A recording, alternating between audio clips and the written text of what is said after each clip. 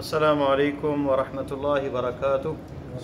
الحمدللہ وحدہ والصلاة والسلام علی من لا نبی بعد اما بعد۔ رب اشرح لی صدری ویسر لی امری واحلل عقدۃ من لسانی یفقہوا قولی۔ معزز سامعین، آج کا درس ہمارا بڑا اہم ہے۔ جو اس وقت حالات ہیں پوری دنیا کے اقتصادی طور پر، ملکوں کی اکانومی حالت بہت خراب ہے، اقتصادی حالت بڑی خراب ہے، اور وہی حال افراد کا بھی ہے، لوگوں کا بھی ہے۔ مالی طور پہ تنگیاں ہیں، پریشانیاں ہیں، کچھ لوگ قرضوں کے اندر جو ہے وہ گھرے ہوئے ہیں، اور کچھ لوگوں کا کام نہیں چل رہا۔ آج کا جو ہمارا درس ہے یہ خاص ان لوگوں کے لیے جو قرضوں میں ڈوبے ہوئے ہیں، جن کی مالی تنگیاں ہیں، ان کو دینی آپ صلی اللہ علیہ وسلم کی رہنمائی کیا ہے، اس میں کون سے ایسے ذرائع ہیں، کون سا ایسا طریقہ ہے کہ ہم ان کرائسس سے، ان مشکلات سے بچ سکیں۔ یہ مختصر سا درس بڑا اہم درس ہے ان لوگوں کے لیے، اور صحیح احادیث اور قرآن کی روشنی میں انشاءاللہ تعالی بیان ہوگا۔ سب سے پہلی چیز یہ ذہن میں رکھیں، اللہ سب کے لیے یہ معاملہ آسان فرمائے اور رزق حلال سب کو نصیب فرمائے۔ عبداللہ ابن مسعود رضی اللہ تعالی عنہ کی حدیث 3712 نمبر حدیث ہے مسند احمد کے اندر۔ آپ صلی اللہ علیہ وسلم نے فرمایا، ما اصاب احدا قط ہم ولا حزن، فقال، کسی کو بھی کوئی ہم، غم، پریشانی، مصیبت آئے تو وہ یہ جملے اگر کہے، اللہم انی عبدک وابن عبدک، اے اللہ میں تیرا بندہ ہوں، تیرے بندے کا بیٹا ہوں، وابن عمتک، تیری غلام، تیری لونڈی، تیری باندی کا بیٹا ہوں، ناصیتی بیدک، میری پیشانی تیرے قبضے میں ہے، تیرے ہاتھ میں ہے، ماضٍ فی حکمک، تیرا حکم میرے اندر نافذ ہے، جو تو نے فیصلہ کیا ویسا ہی ہوگا، عدل فی قضاؤک، اور جو تو نے فیصلہ کر دیا ہے تیری قضاء و قدر نے وہ عدل پر مبنی ہے، مجھے جتنا دیا ہے یہی عدل ہے، زیادہ دیا ہے تو عدل کی بنا پر تیرے، اور اگر کم دیا ہے تو اس پہ بھی میں راضی ہوں، تیرا یہ عدل ہے، تیرا انصاف ہے۔ یہ اسألک بکل اسم ہوا لک، میں تجھ سے سوال کرتا ہوں ہر اس نام سے جو تیرا ہے، سمیت بہ نفسک، جو تو نے اپنا نام رکھا ہے، او علمتہ احدا من خلقک، یا اپنی مخلوق میں سے کسی کو سکھایا ہے، او انزلتہ فی کتابک، یا اپنی کتاب میں اسے نازل کیا ہے، او استأثرت بہ فی علم الغیب عندک، یا علم غیب میں محفوظ ہے تیرے پاس، کسی کو نہیں بتایا وہ نام۔ ان تمام ناموں کے وسیلے سے، ان تمام ناموں کے ساتھ تجھے پکارتے ہوئے تجھ سے میں سوال کرتا ہوں۔ کیا سوال کیا ہے؟ ان تجعل القرآن ربیع قلبی، پریشانیاں ہیں، غم ہیں، حزن ہے، بوجھ ہیں، دعا کیا مانگی جا رہی ہے؟ ان تجعل القرآن ربیع قلبی، قرآن کو میرے دل کی بہار بنا دے۔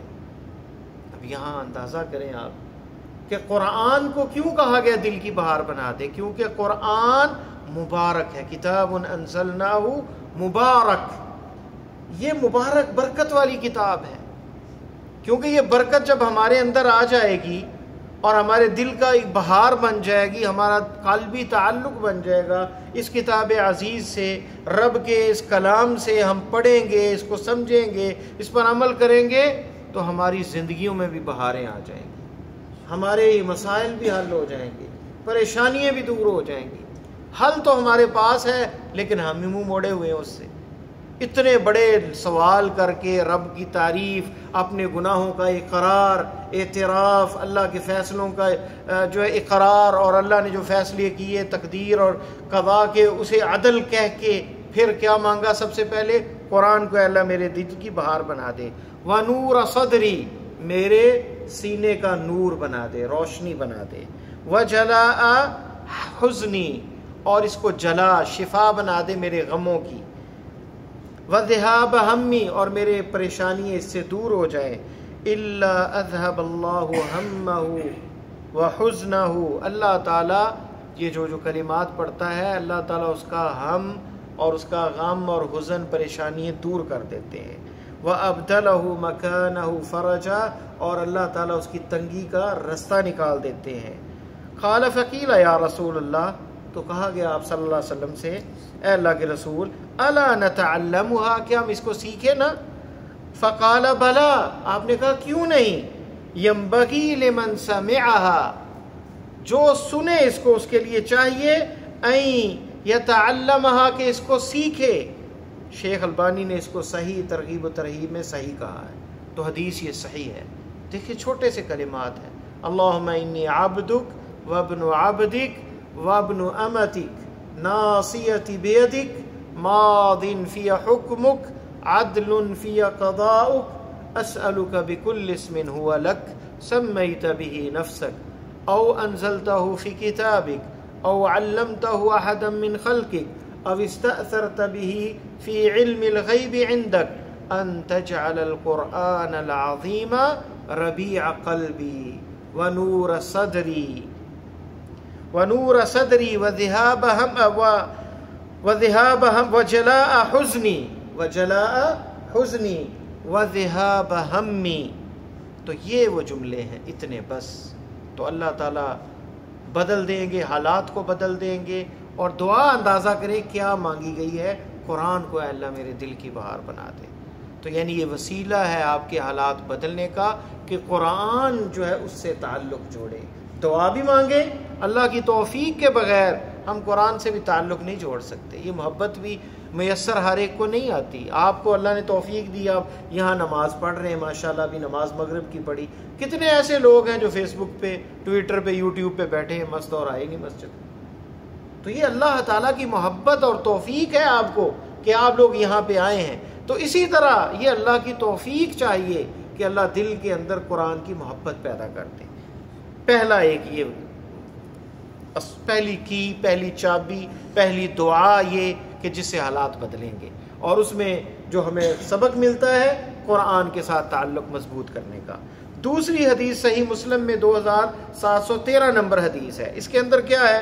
ابو ہریرہ راوی ہیں، آپ صلی اللہ علیہ وسلم نے فرمایا، آپ صلی اللہ علیہ وسلم یامرنا اذا اخذنا مضجعنا، آپ ہمیں حکم دیتے جب ہم سونے کے لیے لیٹتے کہ ہم کہیں اللہم رب السماوات ورب الارض، اے آسمانوں کے رب، زمینوں کے رب، ورب العرش العظیم، اور عرش عظیم کے رب، ربنا ورب کل شیء، ہمارے رب اور ہر چیز کے رب، فالق الحب والنوا، جو دانے کو پھوڑنے والا ہے اور گٹلیوں کو پھوڑ کر اس سے جو ہے زراعت نکالنے والا ہے، اس سے پودے اور زندگی پیدا کرنے والا ہے، ومنزل التوراۃ والانجیل، جو تورات اور انجیل کو نازل کرنے والا ہے، والفرقان، اور قرآن کو، اعوذ بک من شر کل دابۃ انت آخذ بناصیتها،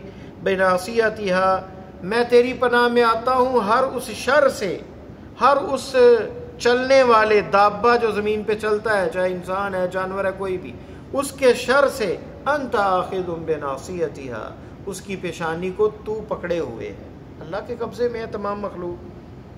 اللہم انت الاول فلیس قبلک شیء، اے اللہ تو ہی پہلا ہے، اول ہے، تجھ سے پہلے کچھ بھی نہیں۔ وانت الاخر فلیس بعدک شیء، اور تو آخر میں ہے، تیرے بعد کوئی چیز نہیں ہوگی۔ بعدک شیء وانت الظاہر فلیس فوقک شیء، تو ظاہر ہے، تیرے اوپر کوئی نہیں ہے۔ وانت الباطن فلیس دونک شیء، اور تو باطن بھی ہے، داخل بھی ہے، اور تجھ سے کوئی چیز پوشیدہ نہیں ہے۔ اقضی عنا الدین واغننا من الفقر، اے اللہ ہمارا قرض دور کر دے، ادا کر دے، واغننا من الفقر، اور فقر سے، تنگی سے ہمیں دور کر دے، غنی کر دے تنگی سے۔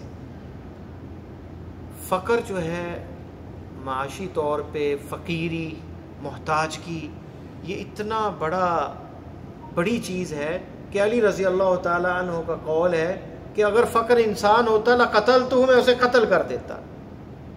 آپ نے پناہ مانگی جہاں کفر کی، اللہم انی اعوذ بک من الکفر من الفقر والکفر، فقر کو، تنگی کو کفر کے ساتھ جوڑا ہے۔ اے اللہ مجھے کفر سے بھی بچا اور فقر سے بھی بچا، تنگی سے بھی بچا، کہ بندہ جب بھوکا ہوتا ہے نا تو بندہ کفر تک نعوذ باللہ پہنچ جاتا ہے۔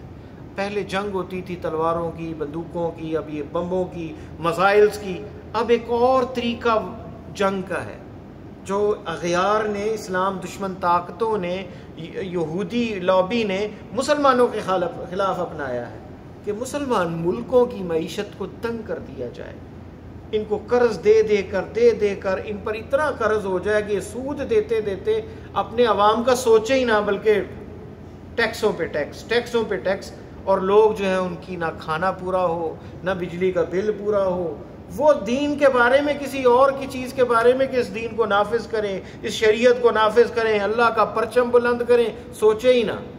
انہیں بس فکر پڑ جائے کھانے اور پینے کی، کہ ہم نے کھانا کیسے ہے، پینا کیسے ہے، بچوں کی فیس کیسے دینی ہے، بجلی کا بل کیسے دینا ہے۔ تو یہ فقر جو ہے یہ بھی ہم پہ ایک ایجنڈا ہے جو لاگو کیا گیا ہے۔ کتنے اسلامی ملک ہیں جہاں بھوک ہے، افلاس ہے، یمن کے حالات دیکھ لیں، لیبیا کے اندر حالات لوگوں کے دیکھ لیں، سوریا کے اندر حالات دیکھ لیں، اور مسلمانوں کے حالات انڈیا اور پاکستان میں دیکھ لیں، کتنے لوگ خط غربت سے نیچے ہیں۔ تو ہمیں رب سے تعلق مضبوط کرنا ہے، کیونکہ اسی کے اختیار میں پوری دنیا ہے، وہی مالک ہے، اس کی اذن اور مرضی سے کچھ بھی نہیں ہوتا۔ اگر وہ ہماری حفاظت پہ آ گیا اور ہم اس کے بندے صحیح طرح بن گئے تو الیس اللہ بکاف عبدا، کیا اللہ بندے کے لیے کافی نہیں؟ یقیناً کافی ہے۔ ولا تہنوا ولا تحزنوا، قرآن میں اللہ کہتا ہے کہ نہ غم کھاؤ نہ پریشان ہو، وانتم الاعلون، تم ہی بلند ہو، تمہیں ہی عزت، قیادت، سیادت ملے گی، عزت اور وقار ملے گا، لیکن شرط یہ ہے ان کنتم مؤمنین، اگر تم مومن ہو۔ ہم نمازوں سے دور ہیں، عقائد میں خرابیاں ہیں، باباؤں کے پاس چکر لگاتے ہیں، مزاروں پہ جا کے سر جھکاتے ہیں، اپنی تنگیاں ان کے سامنے رکھتے ہیں، لوگوں سے تویز مانگتے پھرتے ہیں کہ ہمارے حالات بدل جائیں، ہم پہ کوئی جادو نہ ہو گیا ہو۔ ان چکروں میں پڑے ہوئے ہیں، ٹونوں میں پڑے ہوئے ہیں۔ تو اس حدیث کے اندر کیا ہے؟ اللہ تعالیٰ سے دعا مانگی۔ پھر دوسری چیز یہ توحید ہے، اس میں کوئی بابے کو واسطہ نہیں دیا، کسی نبی کا واسطہ نہیں دیا، ڈائریکٹ اللہ کو پکارا ہے۔ اقضی عنا الدین، تو دین قرض دور کرنے والی کون ذات ہے؟ اللہ تعالیٰ، وہ توفیق دیتا ہے، اور فقر سے بھی وہی دور کرتا ہے۔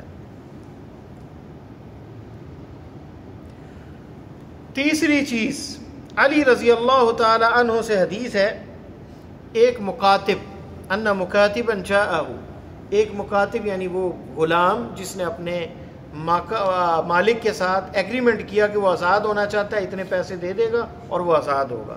ابھی خیر غلامی ختم ہو گئی ہے، تمام لوگ آزاد ہیں، یہ اس دور میں تھا، غلامی تھی۔ تو اس نے کہا انی قد عجزت عن کتابتی فعنی، میں تنگ آ گیا ہوں، عاجز آ گیا ہوں، پیسے دے نہیں سکتا اپنے آقا کو اتنے، تو میری مدد کریں۔ تو علی رضی اللہ تعالیٰ عنہ کے پاس آیا یہ بندہ، اور یہ حدیث جو ہے ترمذی کے اندر ہے، 3563 نمبر حدیث، اور شیخ البانی نے صحیح ترمذی میں اسے صحیح کہا ہے۔ کیا حدیث ہے؟ تو کہنے لگے علی رضی اللہ تعالی عنہ، الا اعلمک کلمات علمنیہن رسول اللہ صلی اللہ علیہ وسلم، سیدنا علی رضی اللہ تعالی عنہ انہوں نے کہا کہ کیا میں تمہیں ایسے کلمات نہ سکھاؤں جنہیں اللہ کے رسول صلی اللہ علیہ وسلم نے مجھے سکھایا ہے؟ لو کان علیک مثل جبل صیر دینا ادہ اللہ عنک، اگر تمہارے اوپر سیر، ایک جبل کا نام، پہاڑ کا نام ہے، سیر پہاڑ کے برابر بھی قرضہ ہے تو اللہ تعالیٰ تم سے وہ ادا کر دے گا۔ کیا وہ کلمات ہیں؟ قال قل، کہو، اللہم اکفینی بحلالک عن حرامک واغنینی واغنینی بفضلک عمن سواک۔ چھوٹی سی دعا ہے، اللہم اکفینی بحلالک عن حرامک، اے اللہ تو مجھے کافی ہو جا، ان بحلالک، اپنی حلال کے ساتھ، اپنی توفیق سے رزق حلال کے ساتھ تو کفایت کر جا مجھے، ان حرامک، اپنے اس حرام رزق سے، جو بہت سے وسائل ہیں جس سے حرام رزق ملتا ہے، مجھے اس سے بچا لے اپنے حلال رزق کے ساتھ، کہ مجھے ضرورت نہ پیش ہے حرام کی طرف میں دیکھوں یا اس طرف جاؤں۔ وَأَغْنِنِي، اور مجھے غنی کر دے، مجھے بے پرواہ کر دے، مجھے غنا عطا کر دے، مجھے تو نگری عطا کر دے، بے فضلی کا، اپنے فضل کے ساتھ، اپنے احسان کے ساتھ، اپنے کرم کے ساتھ، اپنی رحمت کے ساتھ۔ کیا ہے؟ ساری ہی توحید ہے، رب کو پکارا جا رہا ہے، اس کے فضل کا سوال کیا جا رہا ہے۔ وَأَغْنِنِي بِفَضْلِكَ عَمَّنْ سِوَاكَ، تیرے سوا جتنے ہیں، چاہے کوئی مدیر ہے، کوئی کبیر ہے، کوئی غنی ہے، کوئی کچھ بھی ہے، تمام سے تو مجھے بے پرواہ کر دے۔ عَمَّنْ سِوَاكَ، جو بھی تیرے سوا ہے، نہ مجھے کسی بابے کی ضرورت ہے، نہ کسی مزار کی ضرورت ہے، نہ مجھے کوئی اور ٹونے کی ضرورت ہے، مجھے تو ہی کافی ہو جا۔ وَأَغْنِنِي بِفَضْلِكَ عَمَّنْ سِوَاكَ، یہ ہے لا حول ولا قوت الا باللہ، جسے جنت کے خزانوں میں سے خزانہ کہا گیا، لا حول ولا قوت الا باللہ۔ اے اللہ میرا کوئی حیلہ نہیں، میری کوئی قوت نہیں تیری توفیق کے علاوہ۔ یہاں پہ بھی وہی معنی آ رہا ہے، وَأَغْنِنِي وَأَغْنِنِي بِفَضْلِكَ، اپنے فضل کے ساتھ ہے اللہ مجھے غنی کر دے۔ عَمَّنْ سِوَاكَ، تیرے علاوہ مجھے تعریف جھوٹی نہ کرنی پڑے، کسی کے سامنے ہاتھ نہ پھیلانا پڑے۔ یہ حسن درجے کی حدیث ہے، اور ترمذی کے اندر یہ حدیث ہے، صحیح ترمذی میں شیخ البانی نے اسے حسن کہا۔ تو چھوٹے سے جملے، اللہم اکفینی بحلالک عن حرامک واغنینی بفضلک عمن سواک۔ چوتھی اور آخری حدیث ہماری اس نشست کی، طبرانی کے اندر معجم الصغیر میں یہ حدیث ہے۔ انس ابن مالک رضی اللہ تعالی عنہ راوی ہیں، کہتے ہیں قال رسول اللہ صلی اللہ علیہ وسلم لمعاذ رضی اللہ عنہ، آپ نے معاذ رضی اللہ تعالیٰ عنہ کو کہا، الا اعلمک دعاء تدعو به لو كان عليك مثل جبل احد، تمہیں کیا ایسی دعا نہ سکھاؤں تمہارے اوپر احد پہاڑ کے برابر بھی اگر دینن قرض ہو، لأداه اللہ عنک، اللہ تجھ سے ادا کر دے۔ آپ لوگوں نے دیکھا نا جبل احد، احد کا پہاڑ مدینہ میں ماشاءاللہ سب نے دیکھا ہوا ہے، یہاں سے تقریباً 100 کلومیٹر تقریباً کہہ لیں یہاں سے ہے۔ تو جبل احد کتنا ہے؟ 7-8 کلومیٹر یا شاید 10-15 کلومیٹر اس کا ایریا ہے، اتنا لمبا اور اتنا بلند وہ پہاڑ ہے۔ تو وہ پہاڑ جو شروع ہوتا ہے طریق العیون سے لے کر آ کے حراج تک جاتا ہے، وہ تو کتنا لمبا وہ پہاڑ ہے، ادھر طریق مطار کی طرف چلا جاتا ہے وہ خط دائری پہ۔ تو اتنا بڑا یہ پہاڑ، اتنا بھی قرض ہو تو اللہ تعالیٰ تم سے ادا کر دیں گے۔ اور یہ کس کی زبان اقدس سے نکلے ہیں؟ پیارے مصطفیٰ صلی اللہ علیہ وسلم کی زبان اقدس سے کلمات نکلے ہیں۔ کیا وہ دعا ہے؟ آپ نے فرمایا قل یا معاذ، اے معاذ کہو، اللہم مالک الملک، اے ملک اس کائنات کی، اے بادشاہ، مالک الملک، ملکوں کے بادشاہ، تؤتی الملک من تشاء، تو جسے چاہتا ہے حکومت دیتا ہے، ملک دیتا ہے، وتنزع الملک ممن تشاء، جس سے چاہتا ہے ملک چھین لیتا ہے اور حکومت چھین لیتا ہے، وتعز من تشاء وتذل من تشاء، جسے چاہتا ہے عزتیں دیتا ہے اور جسے چاہتا ہے ذلیل کر دیتا ہے، بیدک الخیر، تیرے ہاتھ میں ساری خیر ہے۔ بھلائی کس کے ہاتھ میں؟ اے اللہ تیرے ہاتھ میں ہے۔ انک علی کل شیء قدیر، تو ہر چیز پہ قادر ہے۔ قرآن میں بھی آیت ہے نا، اللہم تؤتی الملک من تشاء وتنزع الملک ممن تشاء وتعز من تشاء وتذل من تشاء بیدک الخیر انک علی کل شیء قدیر۔ تو یہ وہی اسی طرف اشارہ ہے، وتذل من تشاء بیدک الخیر انک علی کل شیء قدیر، تو ہر چیز پہ قادر ہے۔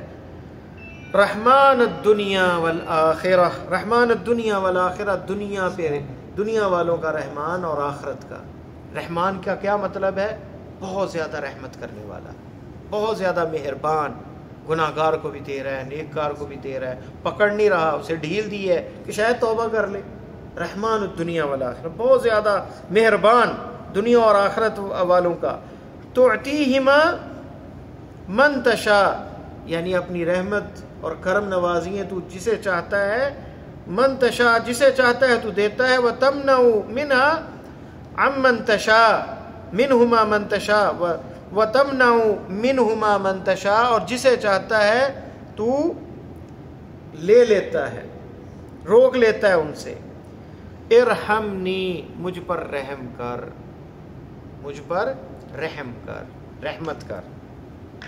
رحمتن، ایسی رحمت ہو تغنینی بہا ان رحمت من سواک، جو تیرے علاوہ کسی اور کی رحمت کی ضرورت نہ ہو، کسی اور کے رحم کرنے کی ضرورت نہ ہو، کسی اور کی شفقت کی ضرورت نہ پیش آئے کہ چودھری صاحب کہیں گے ہمارا شفقت کا ہاتھ تم پر ہے، یا کوئی رشتہ دار کہے کہ میں تمہیں دیتا ہوں یا یہ ہے، تو اے اللہ مجھے بے پرواہ کر دے، ان سے اپنی رحمت سے اتنا عطا کر دے کہ کسی کی شفقت اور کسی کے احسان کا میں محتاج نہ رہوں۔ تغنینی بہا رحمت من سواک، اسے شیخ البانی نے حسن کہا ہے، اور یہ صحیح ترغیب و ترہیب میں روایت اور طبرانی میں بھی ہے۔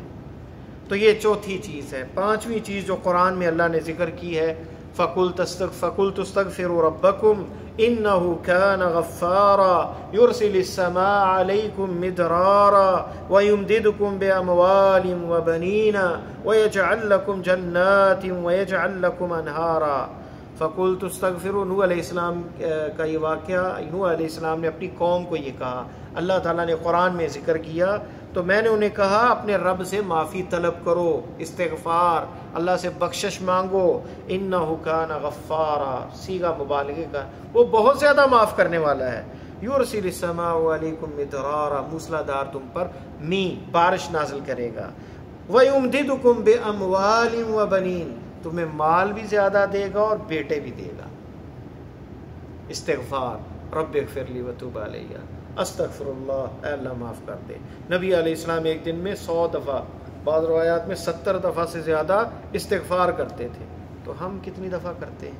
آپ کے اگلے پچھلے گناہ معاف ہیں، آپ کے ہاتھ میں اللہ تعالیٰ نے، آپ کو اللہ تعالیٰ نے پیشکش کی کہ اگر آپ چاہیں تو احد پہاڑ کو سونے کا بنا دیں، لیکن آپ نے قبول نہیں کی، کہا کہ میں ایک دن کا رزق ہو تو اللہ کا شکر ادا کروں، اگلے دن کے لیے تجھ سے سوال کروں۔ اجعل، اور یہ کہا اجعل قوتا آل محمد، اجعل رزق آل محمد قوتا، محمد اور صلی اللہ علیہ وسلم اور آپ کی آل کا رزق جو ہے وہ ایک وقت کا کھانا ہو، دوسرے کا تم سے سوال کیا جائے۔ بندہ جب زیادہ غنی ہو جاتا ہے سرکشی آ جاتی ہے۔ ان الانسان لیطغی ان رآہ استغنی، جب بندہ بے پرواہ ہوتا ہے، غنی ہو جاتا ہے، محتاجگی ختم ہو جاتی ہے، سرکشی آ جاتی ہے، کسی کو انسان نہیں سمجھتا، پیسہ جو ہے غرور پیدا کر دیتا ہے، سرکشی لے آتا ہے۔ تو یہاں پر کیا بتایا؟ یمددکم باموال، اللہ تمہیں مزید پیسے دے گا، مال دے گا، وبنین، بیٹے دے گا، ویجعل لکم جنات ویجعل لکم انہارا، تمہیں باغ دے گا، کھیتی باڑی اور نہریں جاری کر دے گا۔ کس لیے؟ استغفار، صرف استغفار، اللہ سے معافی مانگنا۔ تو اندازہ کریں بندہ گناہ کر کے معافی مانگتا ہے، اگر گناہ ہی نہ کرے اور پھر صرف استغفار معافی مانگتا رہے کہ اللہ میری جو عبادات ہیں ان میں جو کوتاہیاں ہیں، تیری سامنے جو ادائیگیاں ہیں، تیرے آداب ہیں عبادت کے، ان میں جو کوتاہیاں ان کو معاف کر دے، تو یہ مقام کتنا اعلیٰ ہوگا۔ گناہ کر کے معافی مانگنے والا مقام تو اس کے بعد ہے نا، اور اس میں بھی اللہ تعالیٰ کی کا یہ احسان اور فضل عظیم ہے کہ جو سچے دل سے توبہ کرتا ہے اللہ گناہوں کو نیکیوں میں بدل دیتے۔ ان الحسنات یذہبن السیئات، پھر نیکیاں گناہوں کو کھا جاتی ہیں۔ اولئک یبدل اللہ سیئاتہم حسنات، جو توبہ کرتے ہیں ان کے اللہ تعالیٰ گناہوں کو نیکیوں میں بدل دیتے ہیں۔ کتنا بڑا احسان ہے رب کا۔ تو اس رب سے ہم کیوں دور جا رہے ہیں؟ اس سے تعلق مضبوط کریں، قرآن سے تعلق مضبوط کریں، یہ دعائیں یہ سیکھیں ہم، جن دعاؤں سے ہمیں خیر اور بھلائی ملے گی۔ یہاں ایک اہم نقطہ بتا دوں، یہ جو ہمیں اکثر میسیجز ملتے ہیں 1,00,000 دفعہ پڑھیں جی استغفار، 10,000 دفعہ روز پڑھیں، یہ تعداد مقرر کرنا نہیں ہے سنت سے۔ یہاں کی جو فتویٰ کمیٹی ان کا یہ فتویٰ ہے کہ یہ بالکل کوئی عدد معین کرنا یہ ثابت نہیں ہے، جس کو شریعت نے، نبی علیہ السلام نے مقرر نہیں کیا، کسی امتی کو بھی یہ جائز نہیں ہے کہ وہ لوگوں کو کہتا ہے کہ 10,000 دفعہ آپ استغفار کریں گے تو حالات بدل جائیں گے، روز 1,000 کی تسبیح کریں گے تو یہ ہوگا۔ بغیر تعداد کے آپ کثرت سے یہ پڑھیں۔ جن چیزوں کے بارے میں آیا ہے شریعت میں یہ تعداد 100 دفعہ پڑھنا ہے، اتنے دفعہ، وہ مقرر کریں، باقی بغیر تعداد کے۔ استغفار آپ 100 دفعہ پڑھتے یا 100 سے زیادہ کرتے تو ہمیں بھی چاہیے کہ کم از کم 100 دفعہ اور زیادہ جتنی مرضی دفعہ پڑھ لیں، لیکن اس کے معانی کے ساتھ غور کرتے ہوئے۔